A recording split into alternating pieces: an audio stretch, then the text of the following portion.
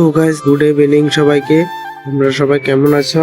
আর আমি আজকে কয়েকদিন ধরে ভিডিও দিতে পারছি না, তার কারণ হলো আমার এত একটা শরীর ভালো ছিল না, যার কারণে আমি এতদিন ধরে ভিডিও দিতে পারছি না। তো আজকে ভিডিও আপলোড করলাম, এটা অনেক দিনের ভিডিও, কিন্তু আজকে আপলোড করেছি তোমাদের জন্য। কয়েকদিন আগে দুপুরবেলা একটা কাস্টমার এসেছিল ফটো প্রিন্ট করার জন্য। তো আমি ফটোটা প্রিন্ট করার জন্য কম্পিউটারটা অন করে নিলাম, আর চারিপাশে দেখো গাইস আজকে অনেকটাই দুপুর, যার কারণে অটোগুলো সব এক সাইডে দাঁড়িয়ে রয়েছে। এরপরে গাইস হোয়াটসঅ্যাপে যে নাম্বারে পাঠিয়েছে সেই নাম্বারে গেলাম, এরপরে ফটোটা ডাউনলোড করে নিলাম। ডাউনলোড করে এটাকে সেভ করব। এখন সেভ করে একটু সেভ করে নেব, যে কোনো একটা নাম দিয়ে সেভ করে নিলাম। সেভ করার পর আমি চলে যাব যেখানে ফটো এডিট করা হয় ওই জায়গাতে গিয়ে আমি ফটোটাকে আগে ক্রপ করে দেব। ক্রপ করার পরে গাইস এখন আমি একটা পেজ নিয়ে নিলাম।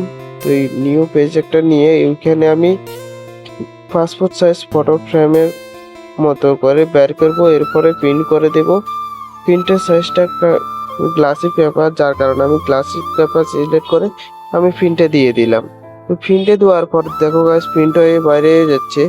তুই দেখো আস্তে আস্তে প্রিন্টটা হয়ে যাচ্ছে। দেখো গাইস অনেকটা অসাধারণ লাগছে এটা বাইরে হলে। তো ফাইনালি গাইস ফটোটা প্রিন্ট হয়ে বেরিয়ে গেল। তো প্রিন্ট হওয়ার আমি এইটাকে কেটে দিব, কেটে সুন্দর করে সাইজ করে এরপর আমি একটা পলিটনের ঠোঙ্গার মধ্যে, পলিটন না একটা কাগজের মধ্যে মরিয়ে দিয়ে দিলাম তাদের, কারণ মরিয়ে দিলে তাহলে ফটোটা ঠিক থাকবে আর কোনো কিছু হবে।